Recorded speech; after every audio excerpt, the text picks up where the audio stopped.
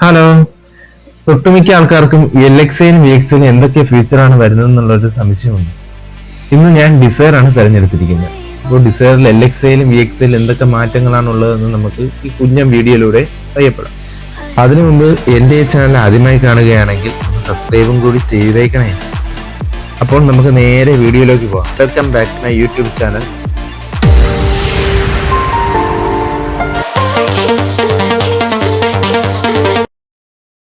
ഇവിടെ ആദ്യമായിട്ട് പറയാൻ പോകുന്നത് മിററാണ്. സൈഡ് 2 മിറേഴ്സ് ആണ്. ഇത് VXA വണ്ടിയുടെ മിററാണ്. മിററിൽ തന്നെ ഇൻഡിക്കേറ്ററും കാര്യങ്ങളും വരും. അതും ബോഡി കളർ പെയിന്റ്.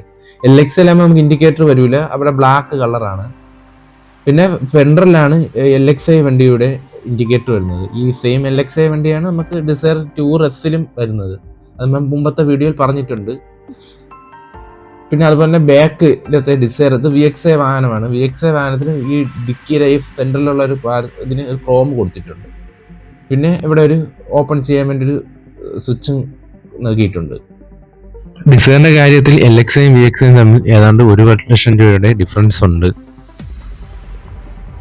എല്ലാവർക്കും പെട്ടെന്ന് മനസ്സിലാവുന്ന ഒരു രീതിയിലാണ് ഞാൻ 2 കളറിലുള്ള വണ്ടി എടുത്തത്.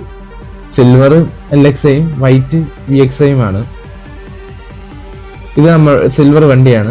സിൽവർ വണ്ടിയുടെ ആ നേരത്തെ പറഞ്ഞ ആ ഒരു സെന്ററിലുള്ള ആ ബാറിന്റെ ക്രോം ഇല്ല, ഒരു മാറ്റ് കളർ ഫിനിഷോടുകൂടി വന്നാണ്. ഇതിലും കമ്പനി LXI വാരിയന്റ് തൊട്ട് തന്നെ സ്വിച്ച് നൽകിയിട്ടുണ്ട്.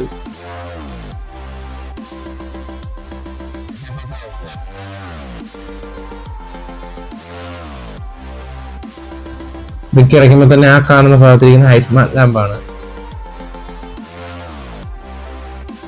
പഴയ ഡിസയറിനെ വെച്ച് നോക്കുമ്പോൾ ഇപ്പോഴത്തെ ഡിസയറിന് മാരുതി ഒരുപാട് VXI ആയിട്ട് അടുത്ത് വരുന്ന ഒരുപാട് ഫീച്ചേഴ്സ് നൽകിയിട്ടുണ്ട്.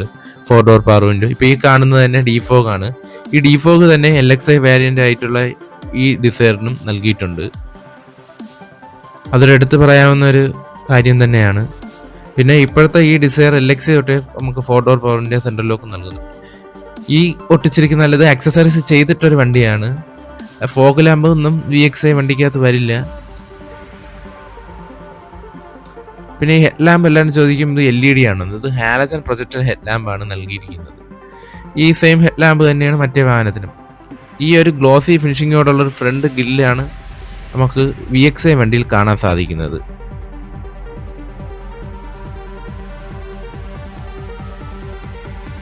എന്നാൽ LXI വണ്ടിയിലോട്ട് വരുമ്പോൾ അവിടെ ഒരു മാറ്റ് ഫിനിഷോടുകൂടിയുള്ള ഒരു ഇതാണ് കാണുന്നത്. എക്സാമ്പിളത്തിന് 2 സൈഡിലായിട്ട് ഇതാണ് VXI വണ്ടിയുടെ ഹെഡ് ലാമ്പ്. നമുക്കിവിടെ കാണാം ഹാലജൻ പ്രൊജക്ടർ ഹെഡ് ലാമ്പാണ് വന്നിരിക്കുന്നത്.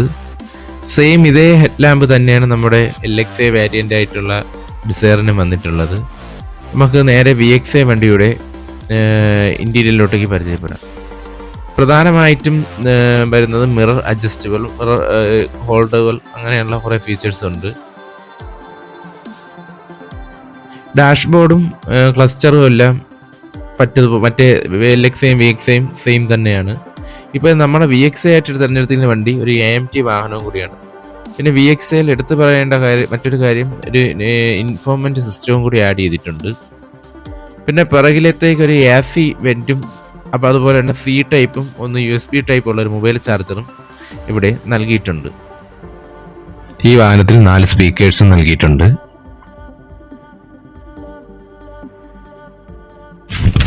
അതുപോലെ തന്നെ സ്റ്റിയറിംഗ് കൺട്രോൾസും വരുന്നുണ്ട് നമ്മുടെ VXI വാഹനത്തിന്.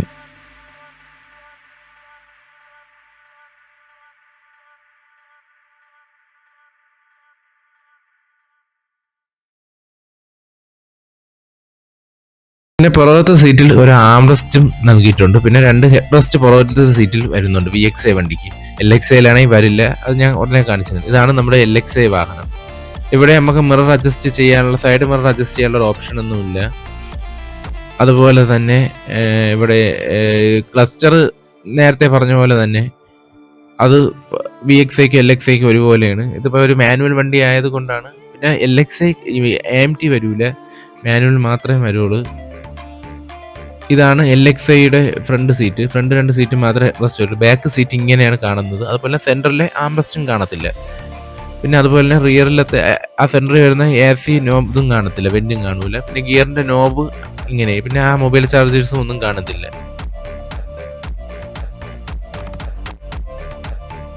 ഇതാ VXIയുടെ വീൽ ഡ്രം വരുമ്പോൾ ബ്ലാക്ക് ആണ്. ഇതിലിപ്പോൾ വീൽ കപ്പ് അടിച്ചിട്ടുണ്ട് ഈ വാഹനത്തിന്.